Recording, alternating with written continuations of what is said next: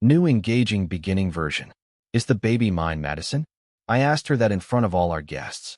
My parents, her parents, my brother, Jason, sitting across the table, frozen, holding his wine glass like it just turned into a live grenade. I watched her face drain of color. She stammered, "W, what are you talking about?" I smiled. But it wasn't a happy smile.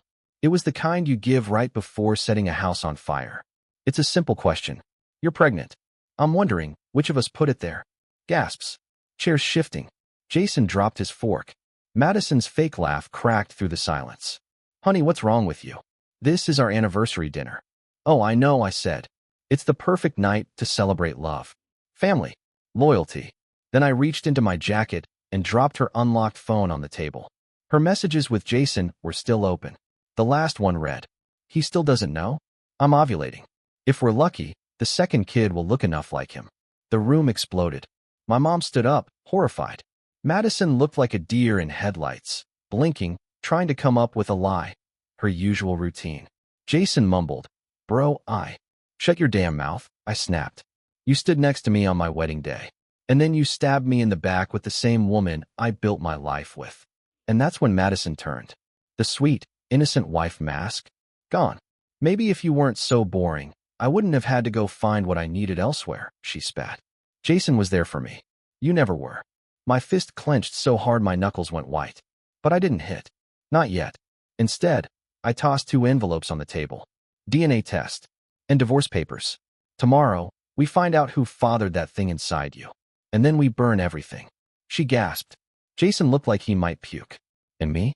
I felt something I hadn't in a long time. Control. As I stood there, watching the silence smother every soul in that room, my pulse slowed. Not from calm. From precision. Every second of this night had been planned. Every word calculated. Every breath, controlled. Madison reached for the phone like it could save her. Like deleting the messages would somehow delete reality. I didn't let her touch it. "Don't," I said. "Let everyone read it. Let them see who you are." She turned to Jason, eyes wide. "Say something." Jason stood up too fast, knocking his chair over. It wasn't supposed to happen like this." I laughed, loud and sharp. "You mean I wasn't supposed to find out?" No one said a word. Even the music had stopped. Her father looked down at his plate. My mother's lip quivered. Jason looked everywhere but at me. "Sit down," I said to him. He hesitated. "Sit the FCK down, asterisk." He dropped back into the chair like a scolded child. Madison tried again, her voice softer now, slippery like oil. "Ethan, babe, you don't understand. It was a mistake. One night. A moment of weakness." I raised an eyebrow. "One night? That's interesting. Because I read 2 years' worth of messages." She froze. "Don't play innocent. You two were plotting my downfall like it was some twisted hobby." Still, she pushed. "I thought you didn't love me anymore. You stopped touching me. You were always busy. Always tired." I felt invisible. I stepped closer, leaned in, and whispered, "You weren't invisible, Madison. You were just a good liar." She blinked hard, like she could force out a tear. It didn't come. Jason tried to speak again. "Ethan, I never meant to hurt you. UF asterisk ked my wife, Jason. UF asterisk ked. My wife," I repeated. That sentence doesn't need a follow-up. He hung his head. "I didn't think it would go this far." "But it did," I said. "And now you're both gonna pay." I turned to Madison. "So tell me, how far along are you?" She hesitated. 10 weeks. "And when was the last time we were intimate?" I didn't say the word. Didn't have to. She stayed silent. "Exactly. 8 weeks ago. So help me out, Madison. Who's the father?" No answer. "Fine," I said. "Tomorrow morning, 10 a.m., we take the test. You show up, or I post every message on that phone to your boss, your parents, your gym group chat, and Lila's preschool moms." She gasped. "You wouldn't." I smiled. "Watch me." Then I turned to Jason. I want you out of my family. Out of my house. Out of my life. If I see you again, I'll break more than your jaw." He didn't move. I said, "Get out." He scrambled like a rat, knocking into the side table on his way out. The door slammed. Madison stood frozen, her hands shaking, lip trembling, but not from guilt. From fear. Fear of losing control. "I made mistakes," she said, voice low. "But you're not innocent either." "Oh, save it," I said. "You blew up a marriage, shattered a family, and for what?" Some cheap thrills with my brother. She tried to hold her ground. I needed passion. You were distant. I stepped closer. I was distant because I was working 2 jobs to give you a better life. I was distant because I trusted you to hold down the home while I built something for us. But now I know. All you ever wanted was the drama. She didn't deny it. She just turned away.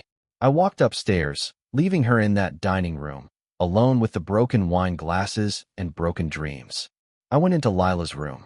She was asleep, clutching her teddy bear. I sat beside her and ran my hand through her curls. My daughter. My everything. Or was she? That thought burned hotter than anything. I pulled out the second envelope. The one I hadn't shown Madison yet. Lila's DNA test kit. If she wasn't mine, I didn't know what I'd do. I sat there for an hour, maybe more, listening to Madison pacing, crying, whispering frantically on the phone downstairs. Probably trying to do damage control. Probably calling Jason. I didn't care anymore. This wasn't about her. Or him. This was about truth. And revenge. And I wasn't even close to done. Tomorrow, the tests. Tomorrow, the fire really begins. The next morning came with silence. The kind that weighs heavy. Madison didn't sleep in our bedroom. She tried to open the door twice. I locked it both times. She knocked once, whispered my name. I didn't answer. At 9:45 a.m., I was already dressed. Black hoodie, jeans, coffee in hand. Come outside. Nuclear inside. She walked down the stairs slowly, wearing a light blue blouse like she was going to brunch. No makeup. No perfume. Hair still wet from a rushed shower. She looked like she aged 10 years overnight. You really want to do this? She asked, standing at the bottom step. No, I said. I have to do this. She followed me to the car in silence. I noticed her trembling hands when she buckled her seatbelt. I turned up the radio to drown out the tension. I wasn't in the mood for small talk or fake tears. When we pulled into the clinic parking lot, she hesitated. Just sat there staring at the glass doors like they were a gateway to hell. You coming? I asked. She finally nodded. Inside, the air smelled like bleach and regret. A young woman at the reception smiled too much for a place like that. Hi, how can I help you today? I leaned in. DNA paternity test. Scheduled for 10 o'clock. Ethan Miller. She clicked her mouse. Got it. You'll both be swabbed. Is this for prenatal verification? Madison's voice was barely a whisper. Yes. We sat in the waiting area for 10 minutes. She tried to speak. I ignored her. She pulled out her phone. I leaned over. Text Jason, and I swear. I'll get the lawyer on the phone right here.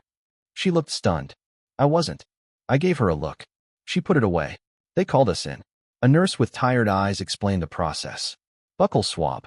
Results in 3 to 5 days. We signed the forms. I did mine first. No hesitation. Madison looked like she was chewing glass. The nurse asked if she was okay. She's just nervous, I said. She glared at me, but didn't say a word. When it was over, we walked back to the car in silence. I started the engine, then stopped. I'm going to ask one more time, and I want the truth. Is Lila mine? She turned to me slowly. Yes. I stared at her for a long time. Are you sure? Her voice cracked. I think so. You think so? I slammed the steering wheel. You don't know? Tears welled in her eyes. It was early. We weren't trying. Jason was just, it was one time. T. She fell silent again. I backed out and drove home like I was on autopilot. My brain was buzzing too loud to think. When we got back, Lila was already up, playing with her stuffed animals in the living room. She ran to me. Daddy, want to build the tower again? I almost broke. Not now, baby. Maybe later. Her smile dropped. I hated myself for that. Madison picked her up, tried to fake it. But the guilt on her face was too thick. Lila didn't understand, of course. Just wrapped her arms around her mother's neck and said, Mommy smells sad. I left the room. I went into my office, locked the door, and sat at my desk. I pulled out the file folder, the one with copies of her messages, printed screenshots, hotel receipts. The kind of evidence no judge could ignore. I organized it methodically. One for the lawyer, one for the custody hearing, one for me, in case I ever forgot just how dirty she really was. Around 3 p.m., my phone buzzed. Jason. I stared at the screen. Ignored it. He called again. This time, I picked up. What do you want? I asked coldly. I need to talk. Please. Just 5 minutes. You want to talk? After you slept with my wife and might have gotten her pregnant. I didn't know she was lying about the timing, man. She told me it was over between you two. You believe that? You saw me at dinner, holding her hand, kissing her. He paused. IF asterisk Ket up. I laughed bitterly. Yeah, no sh asterisk t. I just want to make it right. You can't. But you will suffer. He stayed quiet. I've already spoken to an attorney. Once the results come in, I'll go public. You'll lose your job, your place in the family, your name. You'd ruin me? You ruined yourself. I'm just showing everyone the film. I hung up, and for the first time in days, I felt a pulse of satisfaction. I walked back into the living room. Madison was on the couch, Lila asleep on her chest. She looked up at me, eyes red, face pale. I didn't say a word, just stared. She whispered, "Are you going to tell her?" I shook my head. "She's innocent." "You're not." Then I walked past them, upstairs, and waited for the results. Because if even Lila wasn't mine, then nothing was. The email arrived at 6:43 a.m. Subject line: Your DNA paternity results, confidential. I stared at it for 20 minutes before clicking. My palms were sweating. My heart thudded in my chest like it wanted out. I was sitting in my home office, door locked, silence pressing in from all sides. The whole world felt like it was holding its breath with me. I finally opened it. The words hit like a shotgun blast. Child, Lila Madison Miller, not biologically related. Unborn child, not biologically related. I blinked. Read it again. Then again. I dropped my phone. Not one. Not even one. I don't remember standing up. I don't remember punching the wall. I only remember the blood. My knuckles busted open against the drywall like my insides had ruptured outward. 2 children. 2 lies. And I'd been nothing but a wallet, a babysitter, a background character in Madison's private soap opera. I stormed out of the office, down the stairs. She was in the kitchen, robe on, sipping tea like it was just another Tuesday morning. She looked up, eyes hopeful, the kind of look a predator gives when it thinks the trap worked. I threw the phone on the table. She flinched. "Read it," I said. She didn't touch it. "Ethan, read it." She picked it up with shaky hands. "Read." Went pale. Then she laughed. She King laughed. "You really went through with it," she said, smiling like she'd just won something. "Lila's not mine," I said slowly. "And neither is the thing inside you." "Don't call my baby a thing," she snapped. "Your baby," I corrected. She sat down slowly. "I didn't plan this." "No. You just lied. Over and over. For years." She looked at me, eyes dead. "Do you want a cookie for figuring it out?" My jaw clenched. "You used me. You let me raise his child. Tucked her in at night. Told her stories. Changed diapers. While you knew." "I didn't know," she snapped. "Jason and we were on and off." I was confused. The timeline was messy. That's not confusion. That's calculated evil. She stood up, defiant now. "Well, guess what, Ethan? You were boring. You were too soft. I needed a real man. One who actually made me feel something." I stepped closer, calm like a loaded gun. "You needed a real man? So you ked your husband's brother and tricked him into raising your bastard." "Watch your mouth," she said. "Or what?" I growled. "You'll lie some more?" She rolled her eyes. "Grow up. This happens. People cheat. Marriages get stale. And now you're stale." I spat. "Rotten, inside and out." I turned toward the staircase. "Where are you going?" she asked. "To pack your sh*t." She followed. "You can't kick me out. This is my house too." I stopped at the top of the stairs. Not for long. 3 hours later. She sat on the porch, suitcase beside her, arms folded. Silent rage across her face. Lila was with my mother. I didn't tell her anything yet. She still called me daddy. That word would rip me in too soon enough. Jason pulled up in his black Range Rover, sunglasses on like he was avoiding the shame baked into daylight. She walked toward him fast, no goodbye, no tears. Like I never existed. He didn't even look at me. Cowards, both of them. They drove off. But I wasn't done. 2 weeks later, the custody suit was filed. Even though Lila wasn't mine biologically, I was listed on the birth certificate. That gave me grounds. My lawyer said the judge might consider my role if I wanted to fight for visitation. I wasn't sure if I could, or if I even should. I still hadn't told Lila. She asked about her mom every night. I lied, just like Madison had taught me. Day 17. I received a manila envelope in the mail. No return address. Inside was a USB drive and a single note written in shaky handwriting. "You should know what your brother has been doing to other people's wives too." I plugged it in. Photos. Dozens of them. Jason. In hotel rooms. With at least 5 different women. Some I recognized. Married women. One of them, Madison's best friend, Camille. He wasn't just a snake. He was the whole damn nest. Suddenly it clicked. It wasn't about love. It was about dominance. Jason didn't want Madison. He wanted to destroy me. And she let him. This wasn't a love story gone wrong. It was a goddamn conspiracy. I called my lawyer again. Change of plans, I said. I want to go scorched earth. By day 20, I was no longer hurt. I was dangerous. I had the files, the photos, the messages, the test results. And now, the weapon that would make everything burn. Proof that Jason had been destroying more than just my life. He was a serial predator dressed in polished suits and fake smiles. Madison, she was just one of his victims, or maybe his accomplice. Didn't matter anymore. I wasn't after closure. I was after destruction. I made 5 copies of everything. 1 for my lawyer, 1 for the court, and 3 for chaos. First target, Jason's career. He worked as an executive at a high-end real estate firm. Family company. Big name. Reputation mattered. I sent the USB stick and a letter, anonymous, straight to their HR director, their CEO, and his 2 biggest clients. They responded fast. Jason got suspended within 48 hours. And I wasn't even done yet. That same night, I booked a private dinner. Expensive steakhouse. Classy. I invited Madison's parents. Told them I had something important to share. They thought I was going to apologize for overreacting. They showed up wearing forced smiles and uncomfortable sweaters, like they were preparing to forgive me. I handed them the DNA results. 1 for Lila, 1 for the unborn baby. Then I slid over the photo of Jason and Madison, in bed. Madison wearing her mother's necklace, the one she swore never to take off. Her dad stared at the images like they were fake. Her mom started crying. Not for me. For her. She was confused, her mom said. No, I said, leaning in. She's just a selfish, lying B*TCH. They didn't argue. I stood up, dropped the check, and walked away. Next step? My neighbors. We lived in a tight community. Everyone knew everyone. And everyone thought we were the golden couple. So I made flyers. Real classy, black and white, tasteful fonts, no nudity. Just truth. Meet Madison Miller, suburban wife, mother, and professional liar. While her husband worked 2 jobs, she was having an affair with his older brother. The child she claimed was his? Not his. The second one? Not his either. Truth matters. Betrayal has consequences. I taped them on mailboxes at 3 a.m. By noon the next day, my phone blew up. Dude, what the hell happened?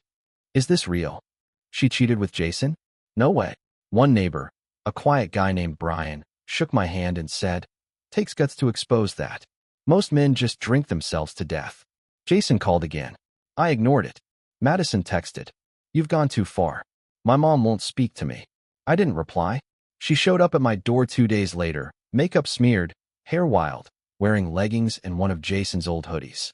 I didn't even open the screen door. She pounded on the glass. "You can't keep Lila from me. She's not mine. Go find the real dad. You raised her. She loves you." "Yeah," I said. "She loved the man you helped break." "You think she'll feel the same once she's old enough to read all those messages?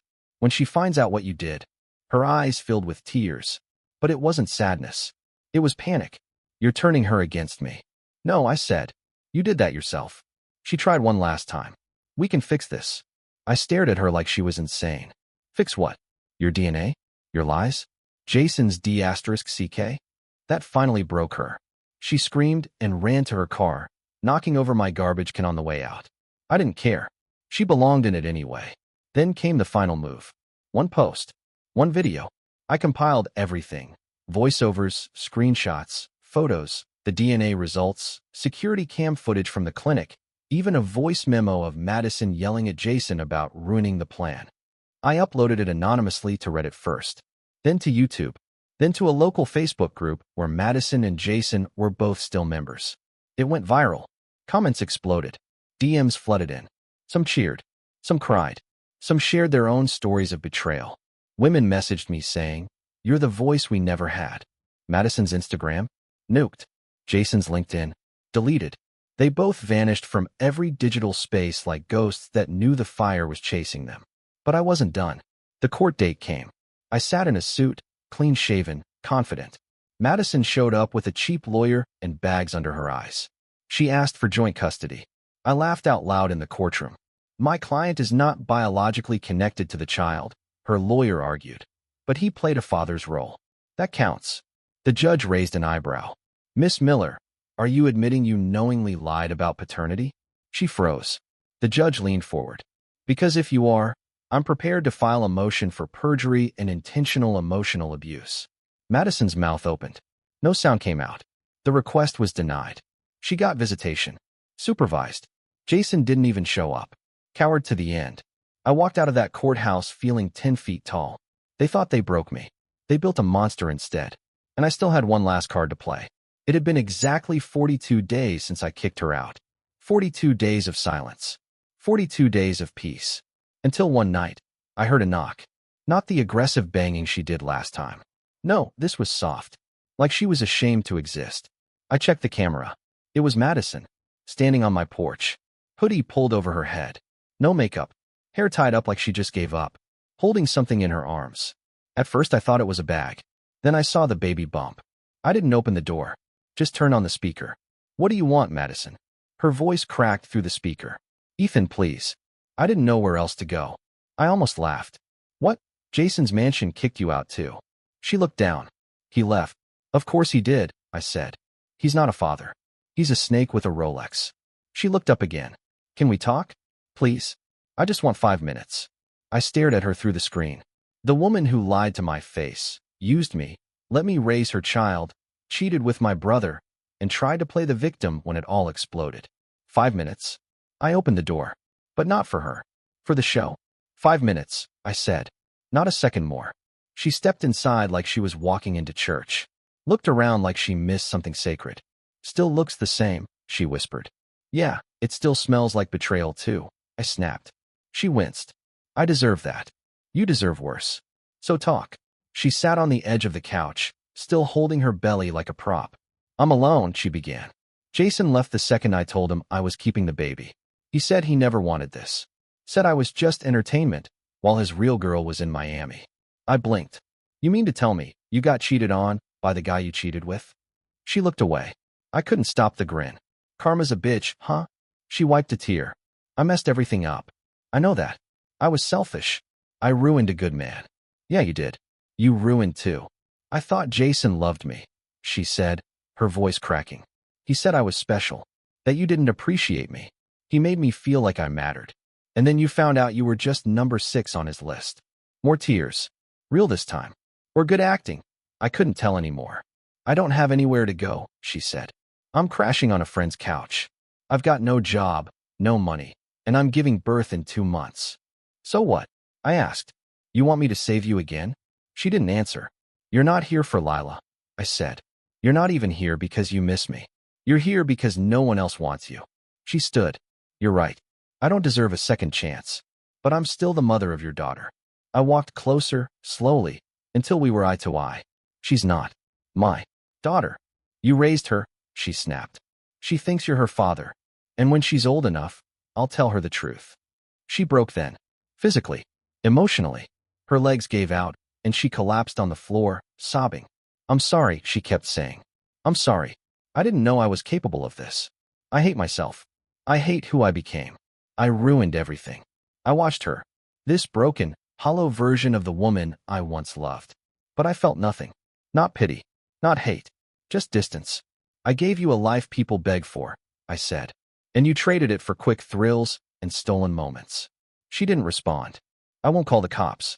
I won't scream. But you're leaving. Right now. She looked up, red-eyed. Can I at least say goodbye to Lila? She's not home. She's with my mother. Where she's safe. Madison nodded. Then reached into her pocket. Pulled out a small folded envelope. What's that? A letter, she whispered. For her. For when she's old enough. I didn't take it. Leave it on the table. I'll decide if she ever reads it. She placed it gently down. Then stood. Before walking out, she turned one last time. You were the best man I ever had. And I destroyed you. I nodded slowly. And now I'm rebuilding, without you. She left. And for the first time in months, I felt clean. I thought that was the end of her. But 2 nights later, I got a message on Instagram. From a random account. No name. Just a photo. Madison. in a hospital bed, her wrist bandaged, eyes closed. Caption: she tried to end it. Just thought you should know. I stared at the photo for a long time. It didn't feel real. Madison, unconscious, pale, her wrist wrapped in gauze, tubes in her arm, that ugly green hospital gown making her look even more fragile than I remembered. Part of me thought, good, she finally feels what I felt.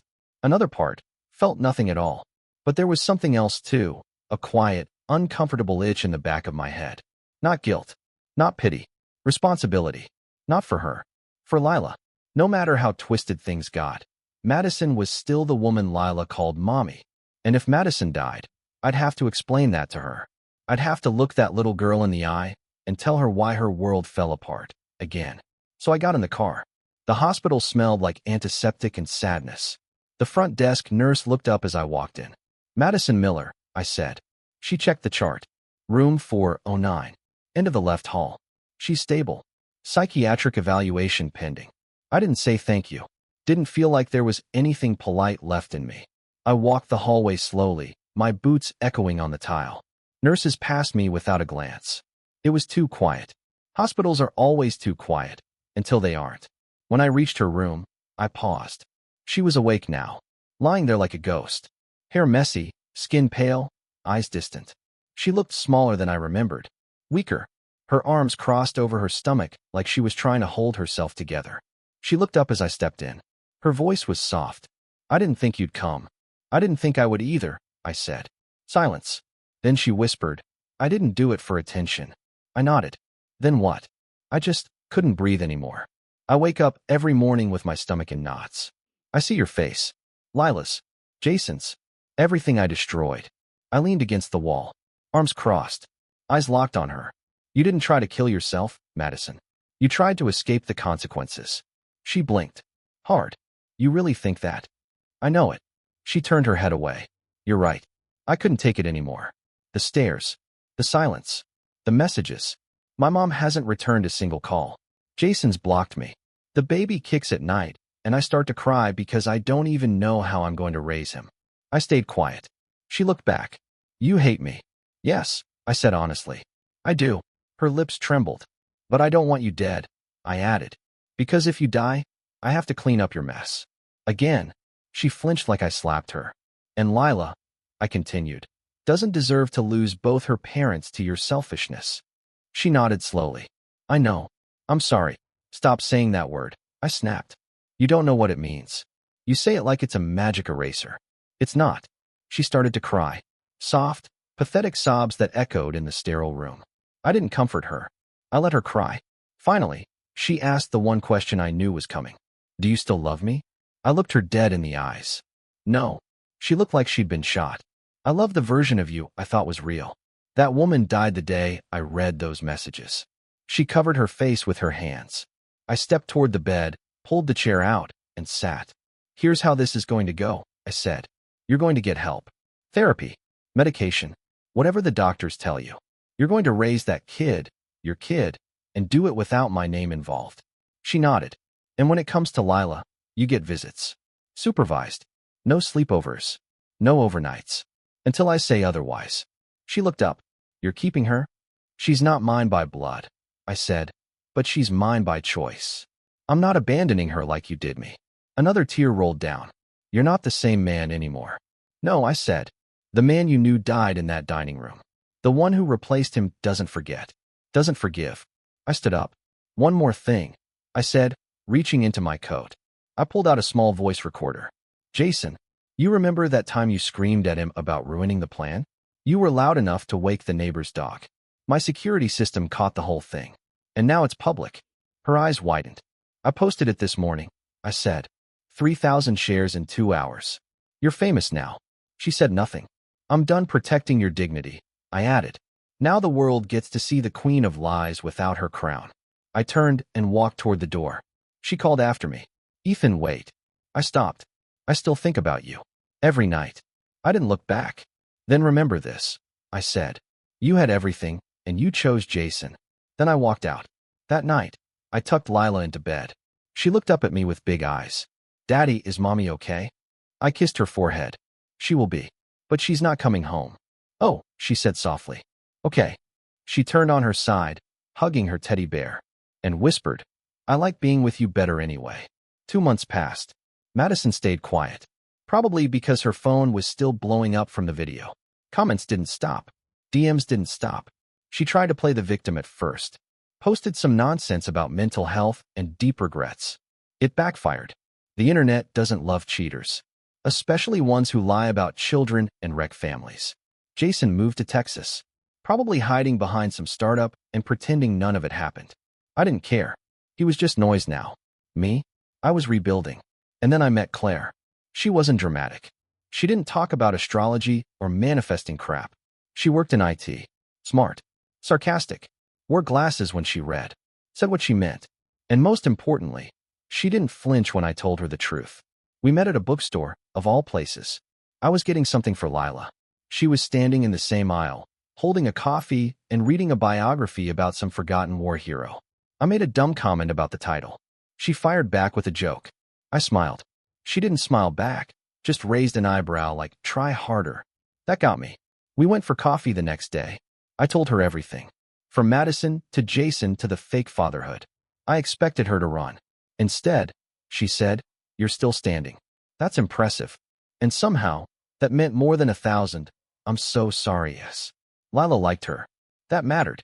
Claire never tried to replace anything. She just listened, helped, stayed patient when Lila asked too many questions or refused to eat broccoli. Madison was fading into memory until the letter came. It was a plain white envelope. No name. Just Ethan, written in looping, desperate cursive. I opened it on the porch while Claire was inside making tea. Ethan, I know I have no right to write to you, but I had to try. The baby's born. It's a boy. I named him Noah. I cried the whole night after delivery. Not because of pain, but because I knew I'd have to raise him alone. I'm not asking for help. I'm not asking to come back. I need you to know I'm trying. I've been sober, in therapy, doing the work. I miss Lila every second. Please, if you ever soften, let me just see her smile again. Madison. I read it twice, then tossed it in the fireplace. Claire came out, handing me a mug. Everything okay? Yeah, I said. Just a ghost trying to crawl back. She didn't ask. Just sat beside me. 2 weeks later, Madison showed up at Lila's daycare. Unannounced. I got a call from the director. She didn't break any rules, Ethan. She didn't try to take her. Just sat outside in her car and waited for pickup. I drove there fast. And sure enough, there she was, sitting behind the wheel of some beat-up sedan, hair tied up, face gaunt. I got out. She stepped out too. Ethan, you ever show up here again? I said, voice low. I'll file a restraining order. I just wanted to see her, she pleaded. Just for a second. You had years for that. You spent them with my brother. She flinched. I don't want to fight. Then leave. She stepped closer. You moved on. That's none of your business. She looked past me toward the daycare building. Is she happy? I didn't hesitate. Very. A tear slid down her cheek. You're a better parent than I ever was. I know. She reached into her pocket, pulled out a tiny photo, her holding baby Noah. I thought maybe someday Lila could meet him. I stared at the picture, then ripped it in half. She gasped. I said someday, she whispered. And I said never. She didn't argue, just nodded, climbed back into the car, and drove away. I stood there for a minute, breathing, then walked inside and picked up Lila. Daddy, she yelled, arms wide. I held her tight. Too tight. She pulled back and looked at me. What's wrong? I smiled. Nothing. I'm just really, really proud of you. That night, Claire and I sat on the balcony. She knew something had happened. I didn't need to say it. You okay? She asked. I am now. She sipped her wine. You know, most people would have collapsed under half of what you went through. Most people don't have Claire in their corner, I said. She raised an eyebrow. Flirting. Maybe. She smiled this time. The first real peace I'd felt in over a year sat between us like a warm breeze. And for once, I believed something good was growing out of the wreckage. A month passed. No letters. No calls. No unexpected visits. It was almost normal. Claire and I took Lila to the zoo. She laughed so loud when the monkey threw a banana at the glass. People turned around and smiled. I hadn't heard her laugh like that since before the storm hit our lives. Every night felt lighter. I was starting to forget Madison's voice. Until one afternoon, I got a knock at the door. I opened it to find her standing there, holding Noah in her arms. The baby was sleeping. Madison looked quiet. No makeup, no tricks. Just a tired woman with hollow eyes. 5 minutes, she said. No more. I hesitated, then stepped aside. Claire wasn't home. Lila was at my mom's. The house was silent. She sat on the edge of the couch. Didn't even ask. Just placed Noah gently in the carrier by her feet. I'm not here to start anything, she said. I swear. Then why are you here? I wanted to tell you in person that I'm leaving town. I raised an eyebrow. Running again? She shook her head. Starting over. Far away. Where no one knows what I did. I stayed standing. Arms crossed. I wanted to thank you, she said, for not destroying me more than you already could have. I still might, I said calmly. You do realize that, right? There are still things you don't even know I have. She nodded. I believe you. And I wouldn't fight back. She paused. I needed you to know something. Before I go. I waited. When I met Jason, it wasn't about love. It was about power. I felt invisible with you. Not because you weren't good, but because I didn't feel good enough. He made me feel seen, but it was fake. All of it. I didn't respond. I lost everything, she said. My family. My friends. My dignity. But the worst thing I lost was the version of me that could have been a good mother. She looked at Noah. I'm trying now. I really am. She looked up. And I promise, I'll never step near your life again. I stepped closer. That's not your decision. She flinched. I already made that call, I said. The moment you walked out of that hospital alive. She waited for me to continue. You don't get to come back. You don't get a second arc. You're not the victim in this story. You're not even the villain anymore. You're just a lesson. She nodded, tears in her eyes. Will you tell Lila anything? She asked. I'll tell her the truth. When she's ready. She swallowed hard. That I lied. That you were broken, I said. And dangerous. But that she didn't do anything wrong. She exhaled. Thank you. I walked to the door and opened it. She stood. Picked up Noah. He stirred but didn't cry. She paused in the doorway. I hope Claire makes you happy, she said softly. She already does. She nodded once. And then she left. No scene. No screaming. Just a woman walking off my porch, holding the child of a man she'll never see again, heading toward a life she'll have to build alone. I closed the door, locked it, and stood in the silence for a moment. Then I smiled. That weekend, Claire and I took Lila to the beach. She built a sandcastle with a moat and a crooked flag made of a stick and a napkin. Look, she yelled. This is our house. I knelt beside her. It's a strong one. Think it'll survive a storm. She grinned. Yup, because we made it together. Claire reached over and brushed hair from Lila's face. She's got your stubbornness. I laughed. She's got your brain. Lila hugged us both. And in that moment, I realized something. It wasn't about revenge anymore. It wasn't about Jason, or Madison, or DNA tests. It was about rebuilding. The right way? With truth. With trust. And with people who don't break when the world shakes. That night, as I tucked Lila into bed, she asked, Daddy, will you ever leave me? I kissed her forehead. Never, I said.